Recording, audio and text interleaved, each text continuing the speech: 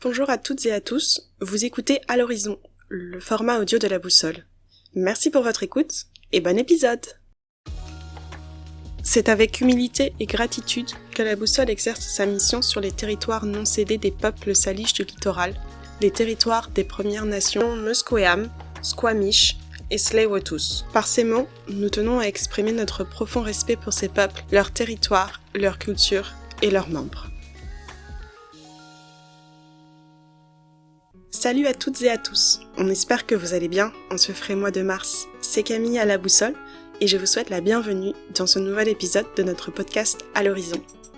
Ce mois-ci, nous avons souhaité faire un podcast sur un sujet qui nous tient très à cœur à la boussole, la Journée internationale des droits des femmes, célébrée chaque année le 8 mars.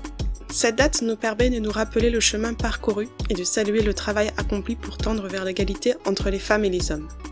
À cette occasion, nous avons le plaisir d'accueillir une personne qui connaît très bien la boussole, puisqu'elle est une ancienne salariée et qu'elle est aujourd'hui la présidente de notre conseil d'administration. Elodie est aussi très engagée dans le combat pour les droits des femmes et travaille pour le Downtown Eastside Women's Center en tant que spécialiste communication et levée de fonds. Bonjour Elodie! Bonjour Camille. Merci beaucoup de prendre le temps de répondre à nos questions aujourd'hui, même en étant malade. Ça me fait bien plaisir. Comme je le disais avant, tu travailles au Downtown Eastside Women's Center. Il me semble que vous avez eu un gros événement il y a 2 jours, votre gala de levée de fonds. Comment est-ce que ça s'est passé pour vous? Absolument. Ça s'est super bien passé. Au-delà de toutes nos espérances, c'est notre gala annuel pour lequel on lève des fonds pour notre programme de repas. On sert 1000 repas chaque jour aux femmes du Downtown Eastside et on a levé presque 200 000 dollars. Donc on est très très très très très heureuse. C'est impressionnant. Bravo à vous. Merci. Je me posais aussi un peu la question, est-ce qu'il y a éventuellement un lien entre la date que vous avez choisie, donc il me semble que c'était le 5 mars, et la journée des droits internationale des droits des femmes du 8 mars? Et oui, évidemment, c'est toujours cette semaine-là qu'on choisit, parce que je trouve que c'est toujours une bonne occasion de se rappeler des combats qu'on a déjà menés et surtout de ceux qui nous restent à mener.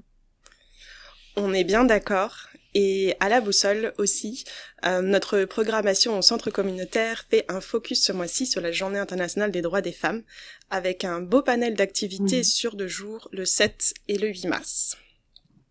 Donc nous avons essayé Cool. de répondre à certains besoins des femmes dans notre société d'aujourd'hui. On a un atelier de création de serviettes hygiéniques, un atelier de self-défense, un atelier sur la confiance en soi, parmi d'autres activités. Nous vous invitons à retrouver la programmation complète sur notre site internet, dans la rubrique Actualité et sur nos réseaux sociaux. Le droit des femmes, c'est un sujet dont on entend encore beaucoup parler, et pourtant, en anglais, on dit encore International Women's Day, et pourtant il y a quelque chose là-dedans qui nous dérange un peu, et de plus en plus on essaye de tendre vers ce terme, la Journée internationale des droits des femmes. Pourquoi est-ce que c'est important de faire la distinction et pourquoi ce terme n'est pas encore généralisé? Je pense que c'est important de se rappeler que c'est une journée de lutte avant tout. Et effectivement, le fait d'intégrer la notion de droit permet de rappeler ça. Quand on perd ce mot-là, d'un seul coup, on part vers un glissement, comme on entend parfois en français aussi, hein, de journée de la femme, ou encore pire, fête de la femme. Euh, et je trouve que déjà, dans le fait qu'en anglais, on intègre le pluriel, il y a quand même un semi-progrès qui rappelle que les femmes sont pas un ensemble homogène et que on n'est pas là pour, enfin, on n'est pas que là pour nous offrir des roses. Et cette journée-là n'est certainement pas la journée pour offrir des roses. On est bien d'accord avec ça. Est-ce que tu peux nous donner un peu plus d'exemples sur pourquoi aujourd'hui un homme et une femme aujourd'hui ne sont pas égaux, si je peux me permettre de le présenter de cette façon simpliste comme cela est souvent fait dans la société? Oui, alors c'est vrai il y a beaucoup d'exemples. Avant tout, je pense que c'est important d'introduire la notion d'intersectionnalité. Donc l'intersectionnalité, c'est le fait de prendre en compte toutes les couches de discrimination qu'une personne peut cumuler dans sa vie. C'est-à-dire que si je suis une femme, que je vis avec un handicap, que je suis noire, que j'ai un problème de santé mentale, euh, que je suis issue d'un milieu pauvre, j'aurais pas le même vécu qu'une femme blanche éduquée d'un milieu bourgeois, par exemple. Euh, donc, quelque part, on peut pas, comme je disais, on peut pas traiter les femmes comme un ensemble homogène, tout comme on peut pas traiter les hommes comme un ensemble homogène non plus. Euh, une fois qu'on a dit ça, il y a effectivement des discriminations communes à toutes les femmes avec des degrés d'intensité et de variation. Et je pense que c'est important de parler notamment des violences. Donc les violences faites aux femmes, ça recouvre les violences domestiques d'une part, mais toutes les violences dans le milieu du travail et dans la société en général, les violences sexuelles, les violences psychologiques. Il y a aussi l'accès à des ressources comme des ressources à l'emploi, et puis les inégalités salariales et puis ce qu'on appelle la violence économique. Donc c'est le fait que, on parle notamment de la taxe rose, qui fait que les femmes payent plus pour les mêmes services et les mêmes produits, le fait qu'elles aient moins accès à des ressources d'aide financière, nos retraites sont moins élevées, et il y a aussi les violences domestiques. On utilise le terme féminicide, c'est bien pour désigner un problème de société.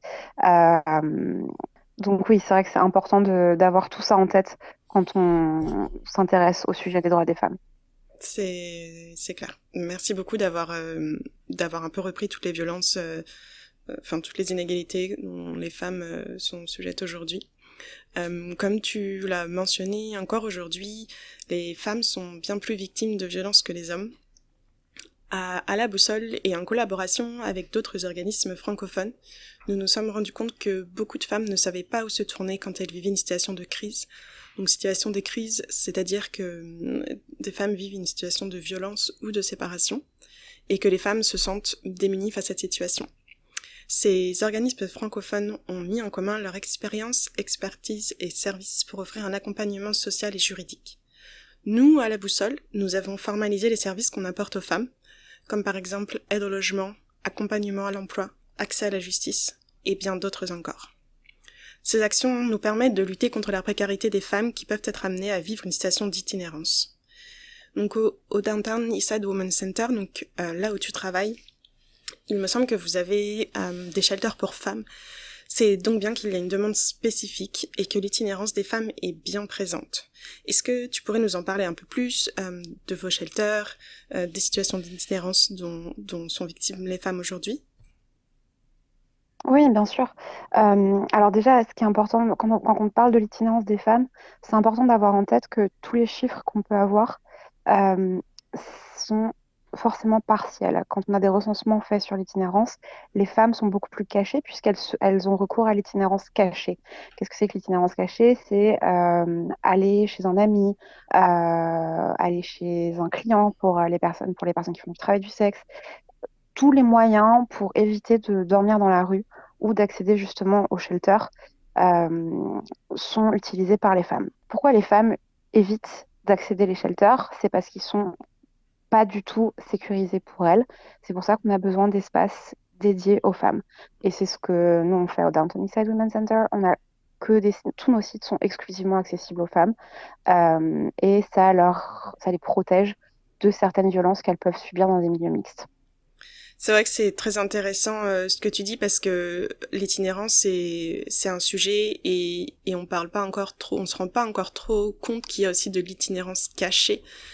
C'est vraiment très intéressant. Merci beaucoup. Euh, à la Boussole, on est inclusif, donc on aide vraiment toute personne qui va venir à notre porte pour nous demander de l'aide, mais nos services sont tout de même majoritairement tournés vers les francophones. Est-ce que nous pourrions un peu parler de l'itinérance des femmes francophones qui arrivent ici à Vancouver, qui ont aussi souvent la barrière de la langue, qui parlent pas forcément l'anglais très bien, la différence de culture par rapport à la culture dans leur pays, l'arrivée dans un nouveau pays, parfois seule. Ouais, bah ça revient à la notion d'intersectionnalité en fait, c'est que tu rajoutes une couche de difficulté dans la vie de cette personne. Et le problème de la langue est quelque chose qui empêche une femme de connaître l'existence d'une ressource et même si elle la connaît, d'accéder à la ressource. C'est-à-dire que si je cherche un logement et que j'ai besoin qu'une personne m'aide à trouver un logement, si je ne parle pas la même langue qu'elle, comment je vais lui expliquer d'où je viens, comment je vais lui expliquer mon parcours et comment je vais lui expliquer mes besoins. Donc c'est en ce sens qu'on a besoin d'avoir des services accessibles et en français pour les femmes francophones. Il y a aussi d'autres personnes qui sont victimes de violences et de préjugés au sein de la société. Ce sont les personnes transgenres. La voix de ce public commence à se libérer de plus en plus. Est-ce que vous accueillez des personnes transgenres dans vos shelters? Est-ce que ce public rencontre des obstacles? Et comment est-ce que vous gérez ces situations? Bah, encore une fois, on est sur l'intersectionnalité et les couches de discrimination qui se rajoutent. Et évidemment que les femmes trans sont particulièrement sujettes à des discriminations. Euh, et même au sein de leur communauté, c'est un vrai sujet. C'est-à-dire que quand une femme trans itinérante accède à un shelter, accède à une ressource quelconque, c'est important d'avoir en tête que si on est trans et qu'on est en situation d'itinérance, on n'a pas forcément accès aux ressources de transition. Donc, de transition de genre, j'entends. Donc, par exemple, une femme trans va avoir l'air très masculine puisqu'elle n'aura pas accès aux hormones, puisque, voilà. Et donc, quand elle va accéder au site, certaines personnes des sites, par traumatisme, peur, vont les traiter comme un homme. Donc ça rajoute une couche à leur vécu qui est très difficile. Et donc nous, notre rôle sur les sites, c'est d'expliquer à l'autre personne que cette personne est la bienvenue, que c'est une femme, euh, et de prendre en compte en fait son vécu à elle, de comprendre d'où cette violence qu'on appelle la violence latérale vient, c'est-à-dire j'ai rien, je vois une personne qui potentiellement essaye de me prendre le peu que j'ai, donc je vais la rejeter. C'est très humain, c'est des choses qui arrivent dans des situations de grande pauvreté. Et notre rôle, c'est de l'accueillir et de faire en sorte que chacun trouve sa place et accès au plus de sécurité possible. Et tu viens de parler de violence latérale. Est-ce que tu peux nous en parler un peu plus, nous donner une définition? Ouais, la violence latérale, en fait, c'est quelque chose qu'on observe dans des populations discriminées. C'est la reproduction des mécanismes d'oppression. C'est-à-dire, j'ai été opprimée, je suis moi-même, j'ai peu de ressources euh, et je vais tout faire pour conserver le peu que j'ai en reproduisant ce qu'on m'a fait par le passé. Merci beaucoup. C'est vraiment intéressant de comprendre tous ces mécanismes et tout ce qui se passe dans ces shelters. Est-ce que, Elodie, tu aimerais nous parler d'autre chose ou ajouter autre chose à la conversation que l'on vient d'avoir? Oui, peut-être qu'on peut finir un peu sur une note positive et voir comment on peut changer un peu les choses à notre niveau, individuellement. Je pense que c'est important de se documenter déjà, de lire, d'écouter euh, les récits, les documents, les rapports qui existent pour comprendre par exemple la situation des femmes autochtones. Donc malheureusement, le rapport n'existe pas en français. On a un rapport qui s'appelle Red Women Rising et qui explique toutes les discriminations vécues par les femmes autochtones, particulièrement dans l'Ouest. C'est très intéressant et ça adresse aussi des solutions concrètes qui peuvent être mises en place à tous les niveaux de gouvernement et puis au niveau individuel. Et pour le sujet de manière peut-être plus proche de notre réalité, et ben, quand on a une amie qui nous dit qu'elle est mal à l'aise dans telle situation, peut-être pas rire, peut-être essayer de comprendre pourquoi elle est mal à l'aise et peut-être essayer de lui proposer des solutions et d'intervenir pour la sortir de cette situation. Donc voilà, je pense garder les oreilles ouvertes et faire preuve de bienveillance. C'est vrai que là, en t'écoutant parler, c'était exactement le mot qui me venait à l'esprit, la bienveillance. Et on en a vraiment bien besoin dans notre société aujourd'hui, d'être bienveillants les uns vers les autres et de s'écouter et de s'entraider. Donc, merci beaucoup d'avoir fini sur une note positive et de nous avoir rappelé, de nous l'avoir rappelé. Avec grand Merci. plaisir, merci Camille. Merci beaucoup, Élodie, d'avoir bien voulu répondre à mes questions et d'avoir été présente aujourd'hui. Et on voulait aussi beaucoup te remercier de continuer à accompagner la Boussole en tant que présidente du conseil d'administration. C'est un plaisir et un honneur. Merci beaucoup. Du coup, me vient juste une dernière question. C'est vrai que donc tu as été ancienne salariée de la Boussole et aujourd'hui tu es la présidente du conseil d'administration. Pourquoi est-ce que ça a été important pour toi de continuer un peu ton combat avec la Boussole et de continuer à travailler avec nous? Et justement, parce que je trouve que la Boussole fait un très beau travail. Comme tu le disais, c'est le seul organisme qui propose des services en français aux personnes en situation de précarité et des services qui soient aussi complets et aussi larges, notamment un suivi en santé mentale en français et gratuit. Et je trouve qu'il est important d'avoir des personnes impliquées et activistes dans ce domaine. Donc, j'avais envie de continuer à apporter ma pierre à l'édifice. Et on t'en remercie grandement parce que ton apport est une énorme valeur à la Boussole. Donc merci beaucoup. Merci Camille.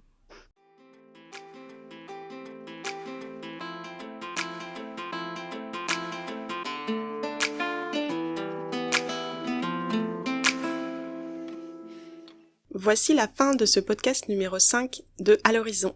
Merci de nous avoir écoutés. Il était important pour nous de vous parler des droits des femmes dans la société d'aujourd'hui et les injustices qu'elles peuvent encore subir. Il s'agit aussi pour nous de sensibiliser notre communauté aux combats qui ont déjà été effectués et au travail qu'il nous reste encore à faire. C'est aussi nous faire réfléchir à des idées, des solutions qui pourraient être mises en place et qui pourraient améliorer la condition des femmes. Car c'est en travaillant ensemble que nous atteindrons un monde plus juste pour toutes et tous.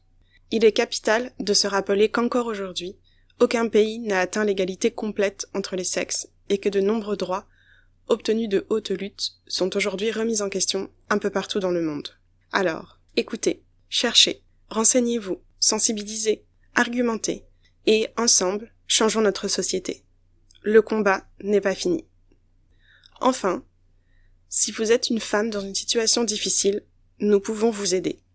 Nous avons toute une gamme de services pour vous accompagner, vous orienter, vous soutenir. Nous vous mettons en description un lien vers l'article qui résume tous ces services. N'hésitez pas à le lire et surtout, n'hésitez pas à nous contacter ou à venir nous trouver dans nos locaux du 312 Main Street. Encore une fois, merci à toutes et tous pour votre écoute et à bientôt!